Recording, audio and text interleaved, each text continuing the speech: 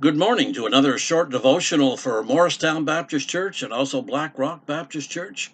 We've been working our way the last couple of weeks through forgiveness and why we need to forgive. And this morning, focusing upon Ephesians chapter 4, verses 31 and 32, will continue in that topic of forgiveness.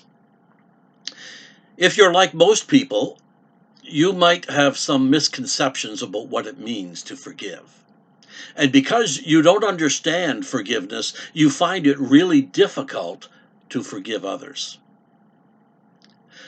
As a follower of Jesus Christ, we need to understand forgiveness. The Bible clearly calls upon Christians to forgive. Galatians chapter 6, verse 1 tells us, brothers and sisters, if someone is caught in sin, you who live by the Spirit should restore that person gently. So if God expects us to forgive others, what does healthy biblical forgiveness look like? Here are 4 things we should do when we need to forgive someone. First of all, we need to recognize that no one is perfect. When you hate someone, you tend to lose your perspective about that person.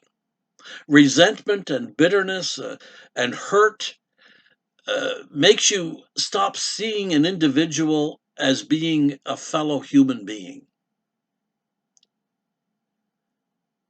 But the truth is, every one of us is in the same boat. The Bible says not a single person on earth is always good and never sins. Ecclesiastes 7, verse 20. We're all imperfect. Secondly, relinquish your right to get even. This is the heart of forgiveness. The Bible says, never avenge yourselves. Leave that to God, for he has said that he will repay those who deserve it. Even if we think we deserve to retaliate, don't do it.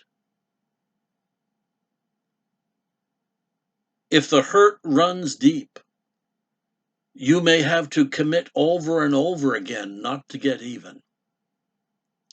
But no matter what, leave revenge to God. Leave the repayment to God. He'll look after that.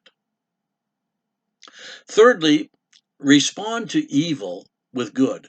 And humanly speaking, that is nearly impossible to do.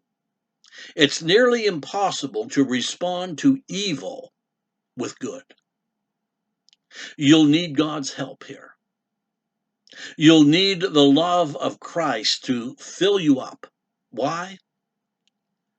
Because love keeps no record of wrongs.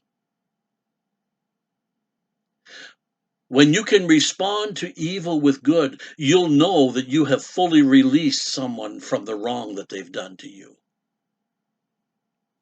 Finally, refocus on God's plan for your life.